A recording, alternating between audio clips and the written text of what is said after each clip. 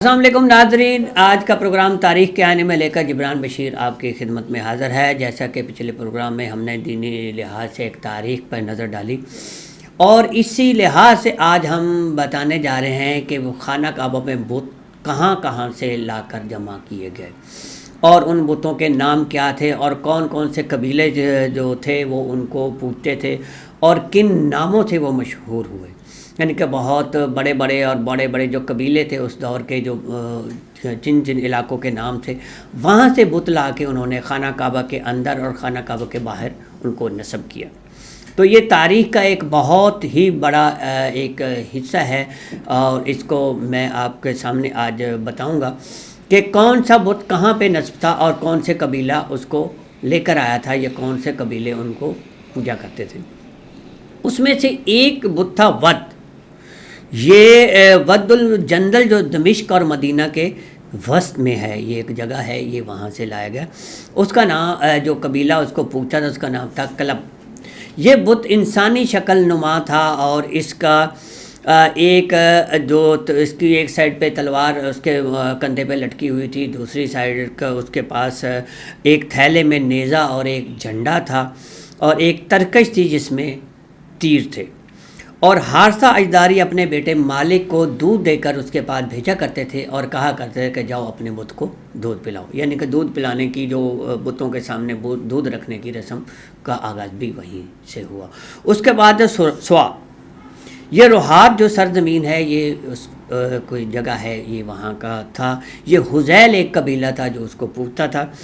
بنو لہیان اس بت کے خادم یا پجاری تھے۔ اس کے بعد یغوث ہے، یہ مز ہج ایک جو جگہ ہے، یہ وہاں کا تھا۔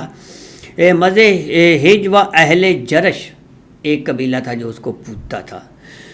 یہ مز ہج یمن میں ایک ٹیلہ ہے، اس ٹیلے کا نام مز ہج تھا، اس کے نام سے اس کو بت کو انہوں نے رکھا۔ اس کے بعد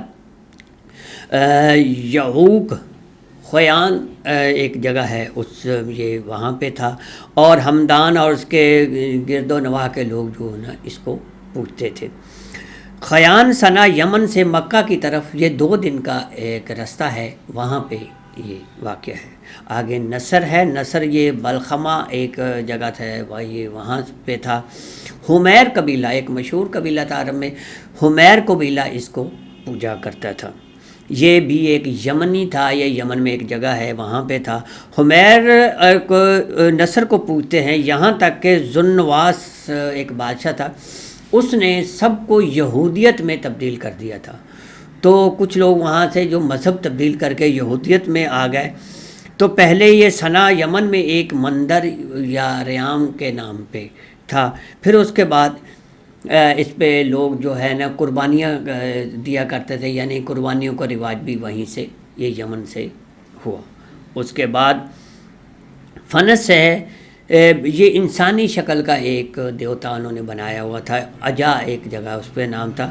تہی جو ایک قبیلہ، تہی کے 2 پہاڑ اجا و سلمہ مدینہ منورہ سے شمال کی طرف 3 مرلہ کے فاصلے پر اس بت پر بھی قربانیاں اور چڑھاوے چڑھایا کرتے تھے۔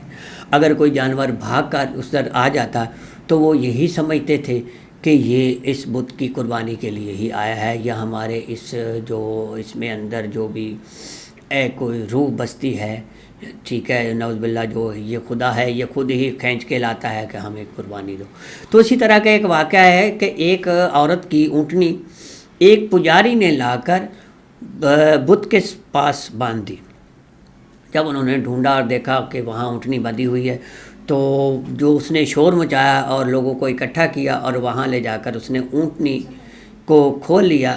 جب واپس لے کر آئے ہیں تو پجاری نے بہت پکار کی کہ ہمارے دیوتا کے سامنے سے چیزیں اٹھا کے لے گئے ہیں، تو اس کی ویسے کسی نے بات پہ کان نہیں دھرا اور نہ ہی سنا۔ تو اس میں ایک قبیلے کے سربراہ تھے عدی بن سالم، یہ دیکھ کر وہ بھی ایک بت پرست کرتے تھے، تو انہوں نے عیسائیت مذہب اختیار کر لی، یعنی کہ وہ اس بت پرستی چھوڑ کر عیسائیت میں آ گئے۔ جب آپ صلی اللہ علیہ وآلہ وسلم نے نبوت کا اعلان کیا تو وہ اہل اسلام ہو گئے۔ تو ناظرین، یہ ایک پروگرام کا ایک حصہ تھا. ہم اگلے پروگرام میں اگلے چیزوں کے بتائیں گے یہ کہ اگلے بت کون کون سے تھے اور بڑے جو اہل قریش تھے وہ کن بتوں کو پوجا کرتے تھے اور وہ کہاں سے بت لا کر خانہ کعبہ میں نصب کیے تھے. اس کے ساتھ جبران بشیر کو اجازت. اللہ حافظ.